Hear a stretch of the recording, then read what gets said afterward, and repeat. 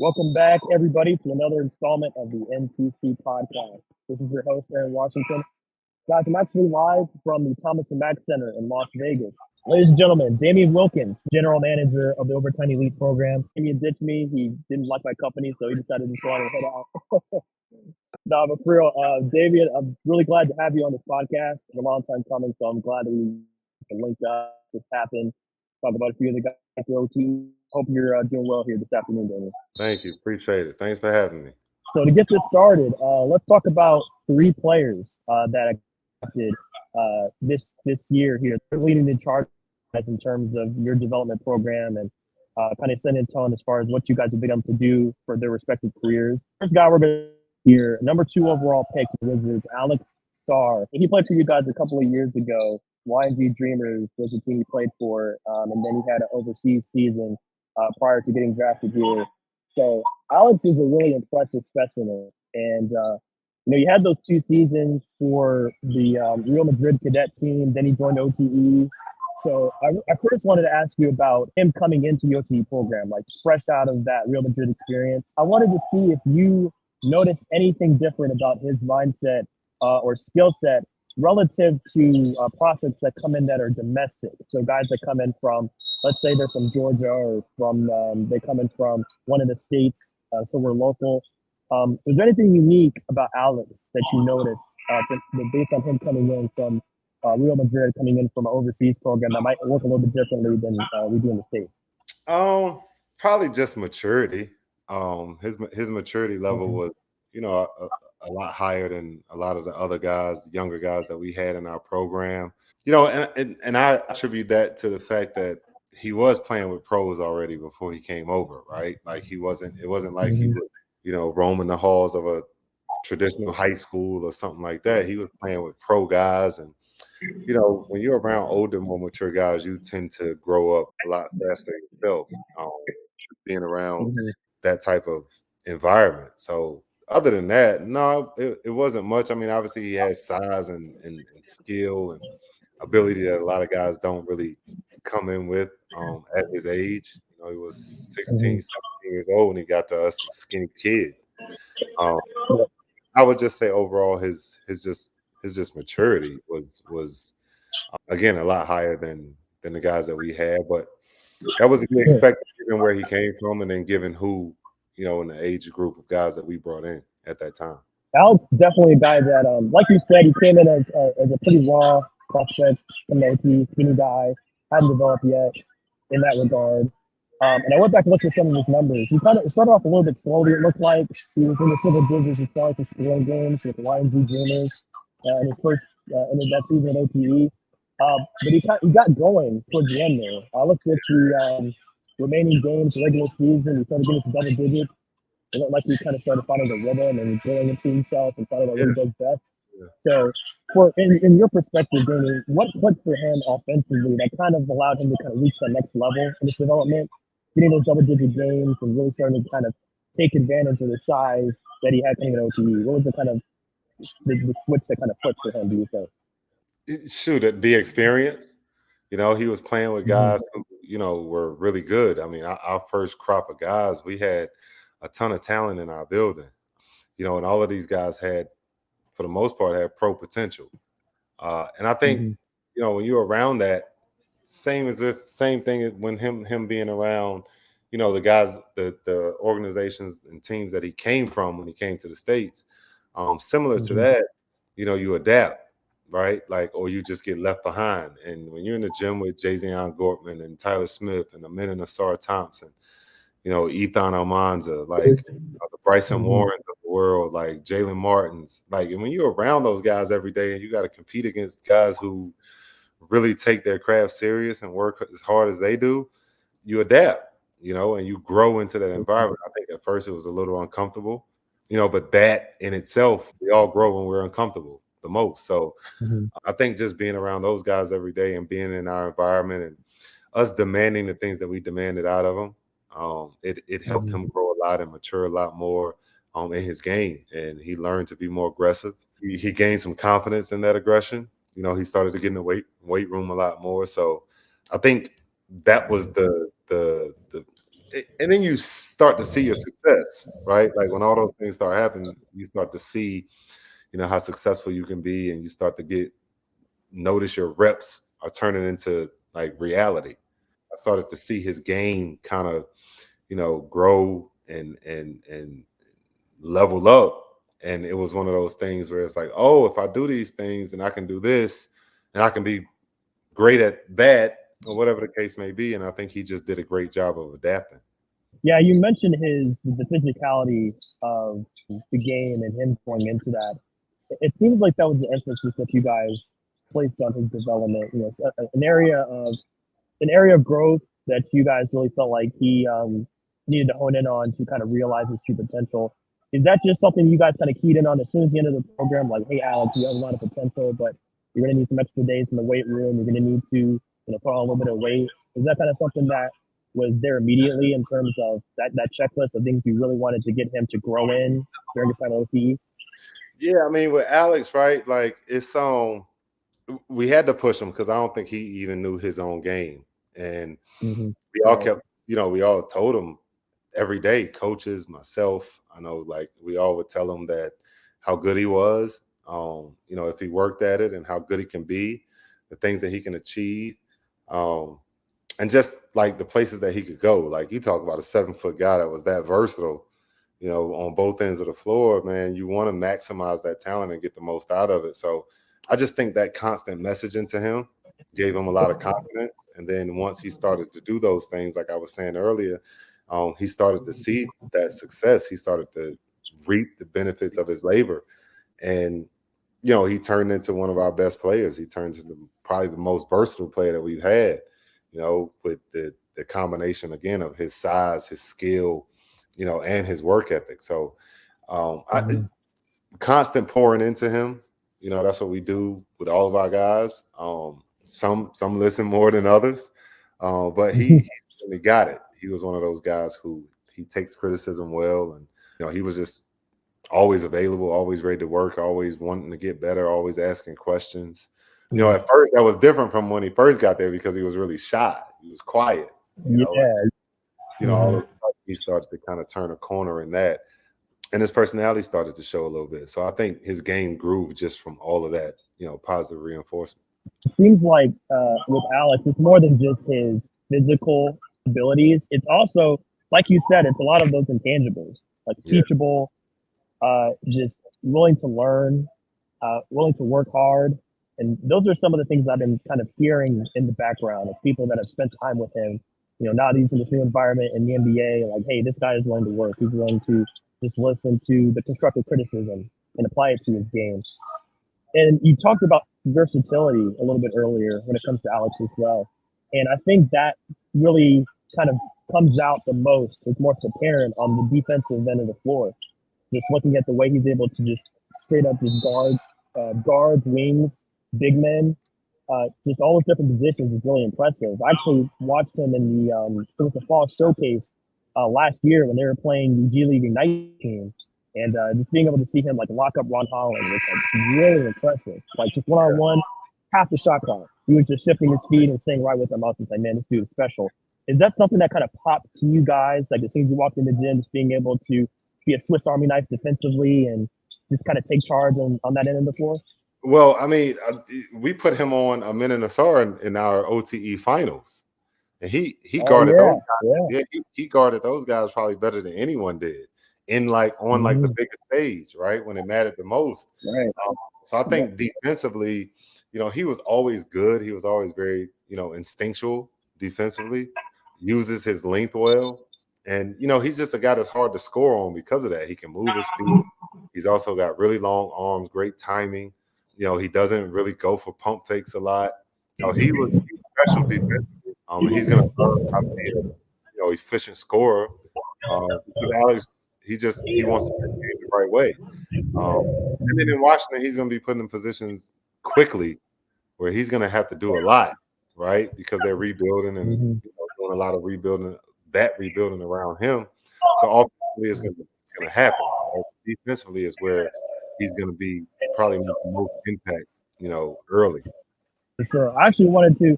That's a perfect timing, Damien. You were talking about his potential impact with the Washington Wizards, being drafted at the number 2 overall. They're investing a lot in that, and they have a lot of belief in him, what he can bring to their program. I wanted to get your perspective. He will bring to a team that does have some legitimate creators, Kyle Kuzma, their guard play, drafting Bob Carrington to be one of those 3 guards there. In your opinion, Damien, what do you see him kind of offering the Wizards in that first year and bringing to the team? I know we touched on a little bit of already as far as his skill set and what he does. But what are your expectations about how Sarr's going to fit in there and how he's going to just kind of integrate himself into that team and really kind of work with those guys from day one? Well, like I said, I know that they're going to focus a lot of their attention in terms of what they're building around him. It's certainly no pressure like on that organization, on that organization, nor the team. So he's going to be able to go out there and just kind of, for lack of a better term, experiment with his game. They're going to put him in a lot of positions to just make mistakes and learn and grow from those mistakes. So, he's going to learn a lot from the guys around the team who have been in the league, the veterans there that they have. I think they've done a solid job of surrounding their youth guys, their younger guys, with some veteran guys who've been in the game long enough to be able to teach. So Alex is certainly going to be, a focal point of what they do for a long time. And I think early on, like I said, I think defensively is where he's going to have the biggest impact. And then offensively, all of those things that come, because he's going to still be working on his game, trying to figure out how he can make an impact offensively. But all of those things are going to come very natural to him because he's already really good offensively. But again, I think defensively is where he's going to help himself and them the most. And that's just going to open up everything else for him. Yeah, I really love that fit with him going to Washington. Like you said, it's an opportunity for him to experiment, just kind of find out where he fits best in this team. And there's not a lot of expectations for the Wizards team, just to kind of put it plainly going into the next season. It's not. It's perfect for him. He can just kind of slot in and it's like, hey, man, let's see what you got, give you some run. So I really like that for him. He's not put into a situation where there's an expectation of winning day one. He can slot right in and learn from guys that have played a while in the NBA and just kind of see where he fits in and play his game. So I'm really excited for him in that environment. Yeah, I am too. I mean, he has a really good opportunity ahead of him, and I know he's going to take full advantage of it. Now we move on to a different situation. So we just talked about a team that has no expectations.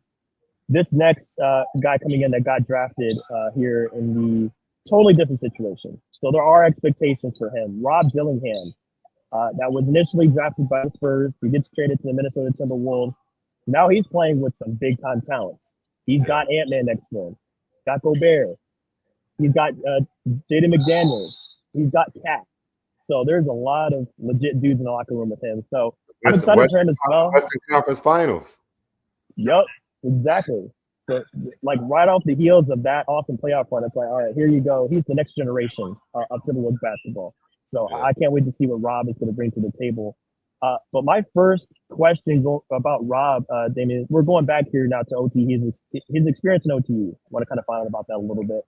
One of his primary skills, most likely his primary skill is the handle. Rob with the shifts is his handle on Instagram. So, I mean, literally, it's in his name. You just know what he brings to the table. So was the goal for him, what's the idea for him in OTE?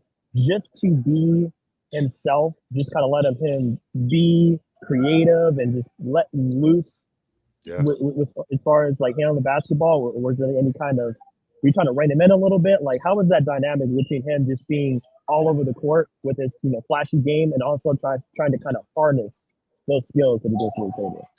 Well, for us, we wanted Rob to be Rob. We brought him there to be shifty. That's must watch, must see TV. Everyone tunes into Rob. He's a media darling, right? I mean, it's just, the swag, the confidence, the handle. He lives up to his billing all the time. And, I think for us, we wanted him to learn how to be efficient and not force the game, but kind of let the game come to him, but also be willing to make plays for others. And about halfway into our season, he started to get it. He wasn't forcing anything, and he was really good for us. It's a shame that their team, while he was here, didn't advance in the playoffs because they had a really good roster. But it wasn't, because of anything that Rob was doing or wasn't doing. I think it was more of a chemistry thing more than anything. We brought him in pretty late into our season, and then we had to make some roster moves due to that. So I think that team just kind of, was hurt by those things. But yeah, I mean, I don't know a more confident player right now on the planet than Rob Dillingham. No, Next 100%. to Kobe, God rest his soul, he's probably the most confident player I've ever met in my life. That's what makes him such a special player. It's Yeah. so much fun to watch. So I know I wanted to transition to another part of this game. It really popped when he was with Kentucky. So he was an awesome shooter with Kentucky. But with OTE, it was a little bit different. He only hit about 31% of his threes with the OTE program with the Cold Hearts. And from 2-point range, he was at about 34%.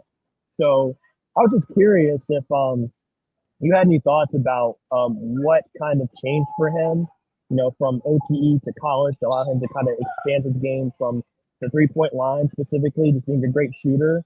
Did you guys kind of see that potential in him as far as being a great shooter and, being able to harness that at the next level? What you saw and if you expected him to just kind of take that leap in the college game?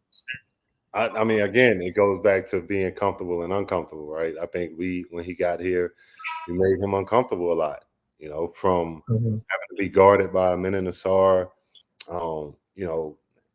competing against Bryce Griggs every day, guys of that nature, and, the Jalen Martins of the world, the Jay Gorts of the world, Jay Zion Gortman, like those things help you get better. And you might not see those results in real time. You might see him later on down the road. And I think when Rob got to Kentucky, he was always going to be a really good player, like regardless. And I think whatever school he went to past OTE, he would grow up and be the best version that we've seen so far because of everything that he went through and learned at OTE. Like we really forced him to be better. And like it was challenging because when you're used to a certain thing, a certain way, kind of fight the system a little bit. Showed up every day and look at the other side of the floor now. So we talk about his offense. Defense is interesting because he's not the biggest guy on the court. He's not an Alex Sarr in terms of his size, but he did average about 2.5 steals a game with you guys with the Cold Hearts that one season. So just wanted to get some perspective on that and what made him so successful as far as being an event creator on defense, forcing steals. What kind of made him so successful as a defender, and what do you see his potential being as far as being a guy on defense that can maybe overcome some of those size differences that he has?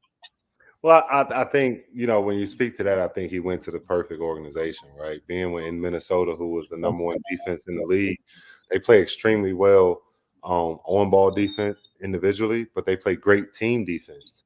You got two guys behind you that's 7 feet. You can pressure the ball and get up and be really aggressive on the ball, knowing that you have those two guys behind you that's protecting the rim. Rudy Gobert and Karl Anthony Towns.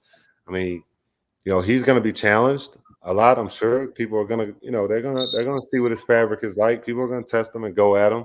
But I think because they're such a really good team defensively, a lot of that stuff may get, hid a little bit. And I think, with that team and the things that they're trying to do and coming off the success that they had, they're going to challenge him defensively as well. And Rob, more than anyone, wants to play, right? And that organization in Minnesota, you're going to have to play defense to get on the floor. So they have really good defensive wings and perimeter players on their team. So I think he's gonna go there and accept that challenge. I tell him all the time, listen, man, just guard your man for 4 seconds, bro. 4 seconds. You got 4 seconds by yourself, and everything else is about the team scheme. So I think Rob is certainly capable of doing that and being that.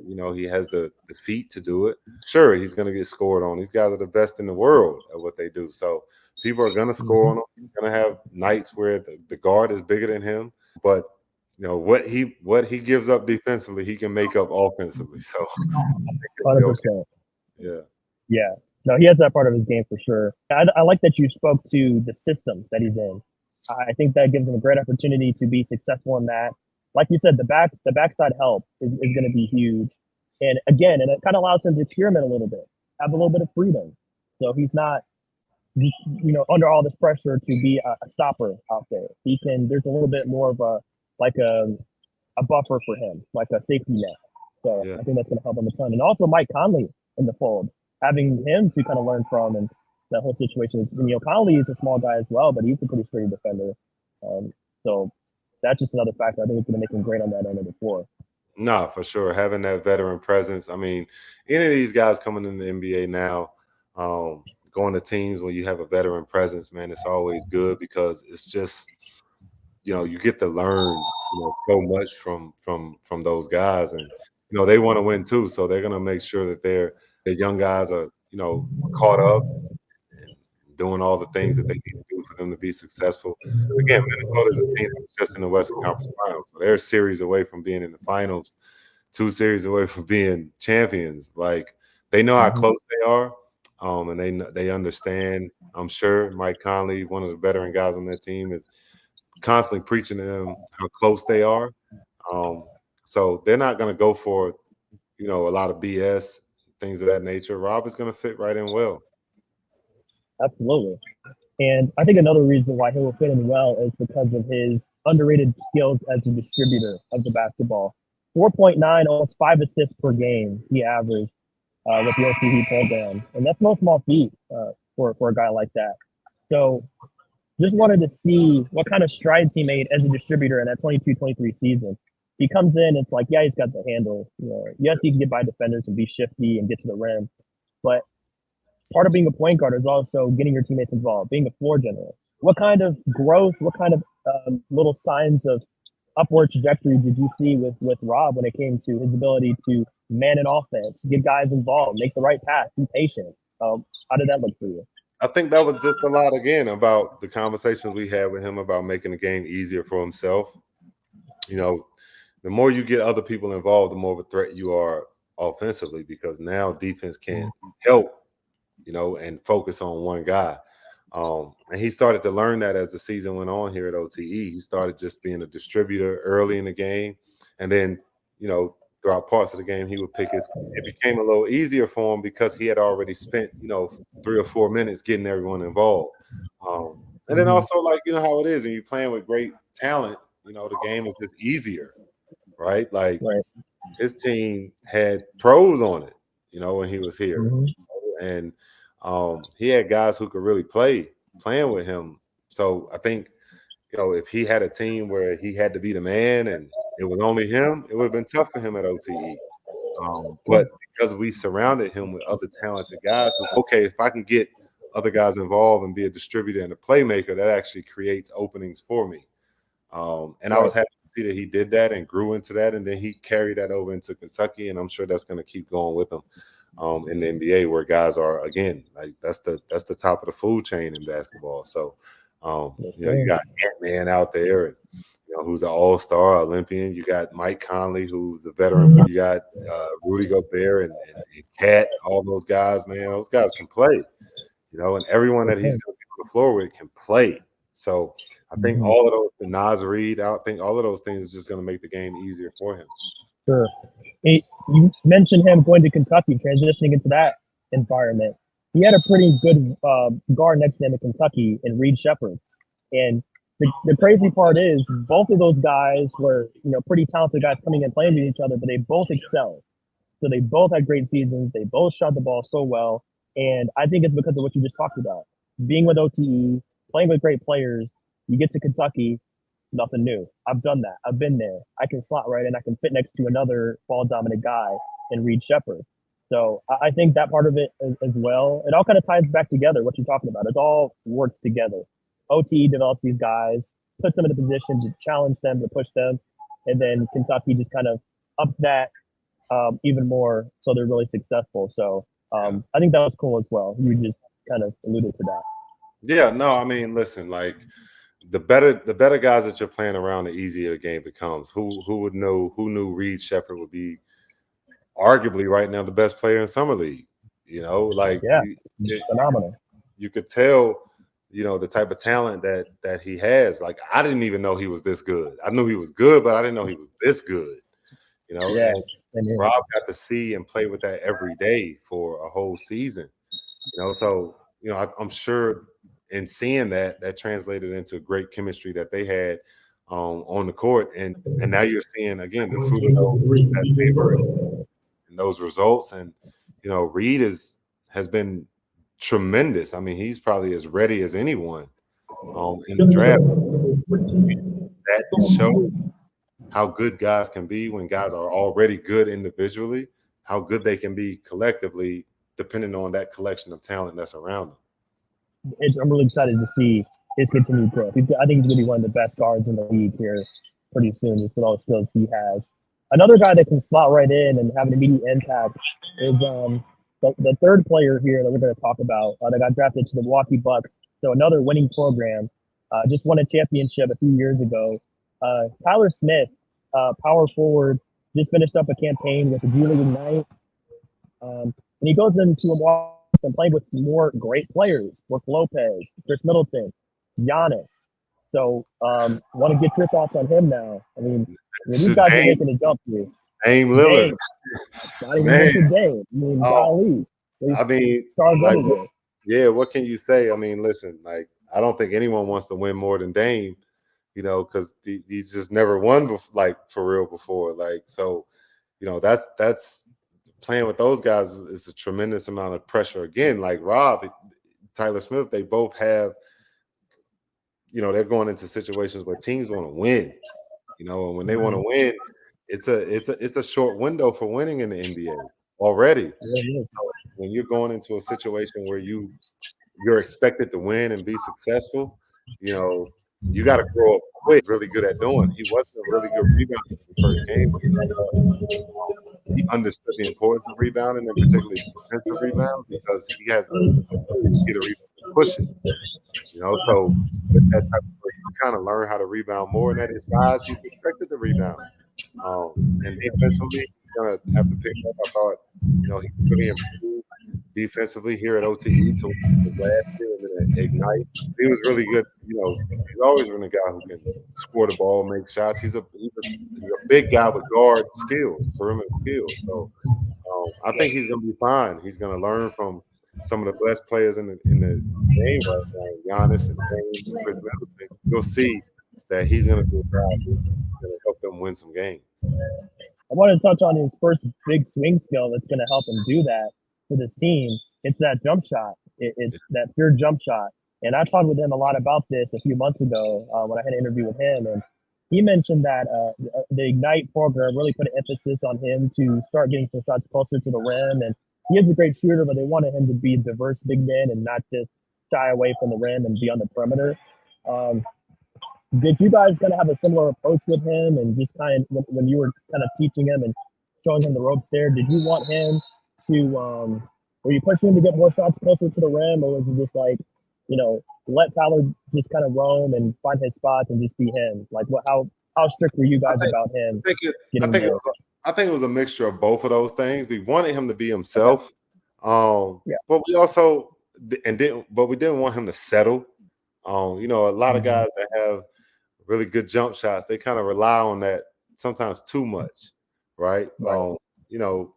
This is a high school basketball league. Tyler, you're 6'10", 6'11", bro, you can get to the basket anytime you want and finish over people. So I think it was just, and with us, he actually got to the basket a lot. He played more closer to way closer to the basket here than he did at Ignite.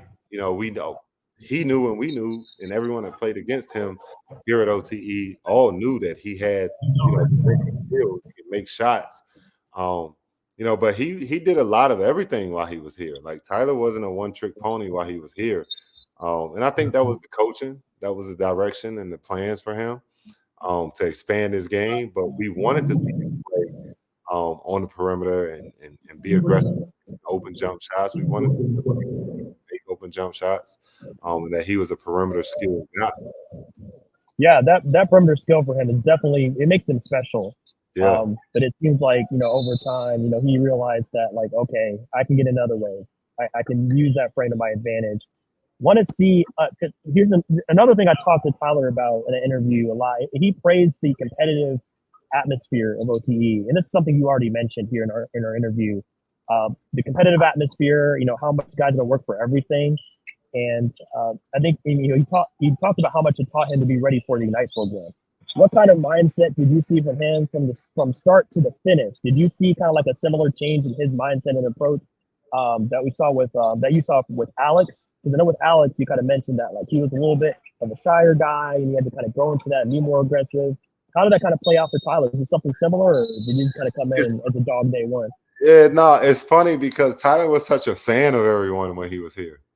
He was such a fan of like all the guys. He was like, man, this guy good, man. This guy good, man. He's good. Like you see that, I'll be like, Tyler, you're good. Like, Right. like you're good too, bro. Like, so he would always just he has this like boyish, this boyish kind of enthusiasm about playing, similar to how they used to refer to Brett Favre. Like he was just, kind of like he just wanted everyone to play well. Like he always wanted everyone to do well. Like he's like, yeah, let's all like get off. And it was like, I mean, yeah, let's, but that ain't always realistic. You know what I mean? Like Tyler, no, do your thing. Like we came here to watch you. But Tyler is one of those guys, man. Like again, like Alex, that positive reinforcement helped him so much because it's just constantly telling him how good he is, because he is, and helping him understand his own game and to help him grow his own game. I would say his last 2 months of the season, he was arguably the best player, one of the best players that we had. In the building, he was playing really good basketball. Like he was averaging probably about 19 a game for about 2 months. And it was just, he was shooting the ball well. He was playing poise. He had great floor presence. I mean, he was just doing everything. So you can tell that he was getting it. Like it was starting to click for him. But again, he was on Rob's team too. So, you wanted to see more of it. And unfortunately they didn't advance, but he was great. Like the last 2 months of the season that he was here. And then that you could see how that carried over into his time with Ignite. Yeah, I was actually going to ask you about that because when I was doing some digging on Tyler's stats with the Cold Hearts, I noticed that there's a 3 points per game increase between the regular season and the playoffs. So he definitely made that jump that you were talking about. When you got to the latter part of the season, it's like, hey, he hit another gear. He was, ready for those big moments. So in your opinion, what allowed him to be such a great player in the big moments? Because the regular season, it's like, okay, he was good, but the playoffs came, he's ready to, get to the big games, and he was just, even more dominant. So, and he unfortunately didn't have a big chance to display that with the Ignite because there were so many blowouts, and he didn't really get a chance to be in late game big moments. So, what did you kind of notice for him in the playoffs and like high pressure moments that really allowed him just to be a killer like that? I think he realized that he had to be aggressive. He had to start showing people that like I'm Tyler Smith and I can do this too. Minna and Sarr, they picked up their play. Alex had picked up his play. If I don't pick it up, then I'm gonna get left behind. And he just kind of picked his play up. He got more aggressive. I think in that he started to see some success with his confidence grew. I'm gonna take this shot. It's not about whether or not I miss it because we didn't care as long as it was a good shot. Like, let's go and do it. So he was great towards the end of the season and in the playoffs, man. Like I wish I could have saw more of it. Third points with the Bucks, he's gonna have that chances to be that guy in big moments. Wanted to get your thoughts on his positional versatility. Right now, he operates mostly as a 4. He's a stretch 4, and he's great in the role. But wanted to see if there's potential in your mind for him to be more, specifically like a small ball 5. There's a player on that roster that's played that role perfectly, Bobby Portis on the Milwaukee Bucks. He shifts between the 4 and the 5. He's versatile in that way.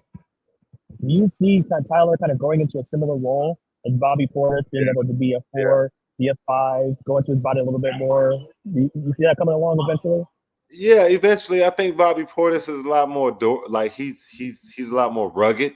Portis is a lot bigger than Alex, and stronger. He has, more of that, Bridget game about him where he just, he plays bigger than he is. You know, he has a toughness about him that I know Tyler he has, but he'll develop even more because he's gonna have to. Like that's just what the NBA does to you. Either rise to the occasion or you're just out of the league. You know, and that's just what it is. So I think with Tyler, he's gonna be able to come in, learn from a guy like Bobby Portis. His body is gonna change over time, just like most guys do. You know, if he puts the work in, and eventually that's probably where, you know, they're going to use him a lot, you know, at some points of the game, because now you have fives come out of that paint and guard him because of his jump shooting ability, right? And then he can also put the ball on the floor, and he's left-handed, so it already makes him kind of awkward to guard. So he's going to be a matchup problem one day if he just continues to work on his game and get in the weight room and get stronger. One last question I have for you about Tyler's game. It's the defensive end of the floor. I mean, again, we've talked about versatility so many times in this interview, and I think we're right back to this topic here with Tyler. It looks like he has immense potential as a defender. There have been times, and I think you noticed this OT yourself, is watching him. He's not always all the way locked in defensively. You know, if he's off the ball and, you know, maybe be caught watching a little bit. How do you see him contributing as a defender based on what he displayed in OTE and then, you know, also a little bit in the D League? He playing for Doc Rivers, bro. If you don't defend, you're not getting on that court, right? Like, you got to. Not only are you playing for Doc Rivers, but you're playing next to Giannis, who's two-time defensive player of the year. So he understands the importance of defense. So I think it's going to be demanded from Tyler. That he locks in defensively if he wants to play. So I think he'll be okay. If you want to play, you got to play defense. That was the first thing that my coach told me as a rookie. Like, well, we need guys who get stops, and I think that's what they're going to tell Tyler to do going into it. They're already going to be a pretty good defensive system, and then Giannis. Listen, man, if he wants to get on that floor, he's going to have to play defense, and I think he'll be fine. Yeah, there's a big defensive culture there, and Brook Lopez is another guy. I mean, he's been all defensive teams, so I mean, they're going to demand a lot from him because they've been at the top. They've been top 2, top 3 defensive team in the past, and they weren't quite that last season, but I'm sure they're trying to get back to that. They want to reestablish that identity defensively. So, no, 100% agree with that. Damien, before I let you go, just one last question I have for you. This is more of a general question, so this isn't a specifically like OTE question, but I just want to just see what you thought about this. But I guess I will tie this back into OTE a little bit here. So with the G League Ignite now not a part of the route for prospects, what do you think that's going to do for you guys as, you know, the OTE program in general? Do you think that is going to help you guys out in a way? Like now that there's one less path to the NBA, like how do you think that's going to affect the way you guys recruit, the way you scout, and just really the future of the Overton elite program? I honestly, I don't think it's not gonna change anything about the way we scout. We're gonna scout the best players that we can scout, right? We're gonna continue to do that. I think for players, it changes more than it things for them more than it does for us. Like for us, sure, it'd probably give us the options to have more guys, you know, because they're not choosing the Ignite over us. But at the same time, like we're still going to go out and recruit the way we recruit, right? Like, you know, I think it opens that up a little bit more because guys are going to seriously consider us now. Whereas other guys, whereas sometimes it might have been guys that was already set on just going to the G League or going to Ignite. You know, I think people also are seeing the success of Overtime Elite and the things that we're doing, producing all the top picks that we produced in the past 3 seasons, more top 10 picks than any other school or organization in the past 3 seasons. I think that's very loud, right? People know what we're doing. They see us. They see that we're very present. So yeah, I think we just become more of an attractive destination. For sure. And I'm really excited to continue to be, you know, hopefully be with you guys on this journey and cover these guys coming into your program. I think it's going to be a super fun next few years. I think it's only going to go up from here in terms of popularity and the reach and all that good stuff. So, Damien, it's been a great conversation. I had a lot of fun with this. I hope you did as well. Thanks so much for bearing with me through scheduling conflicts and background noise of this game right here. I got the Jazz Raptors right in front of me, and there's been a lot of noise. So I hope it wasn't too much of a distraction for you. And I hope you had a good time today, man. So I appreciate you. Appreciate you having me. Guys, if you want to see more content like this, be sure to check out our website, notradeclause.com. And all of this content is going to be on our Instagram, Twitter, YouTube. So be sure to check us out on all of our social handles. We'll be sure to have that for you in the description so you can check us out. So thanks so much, guys, for sticking with us. And you know how we do over here, No Trade Clause. We'll be back with another installment here real soon about OTE, the NBA, everything between. So take care, everybody. We'll see you on the next one.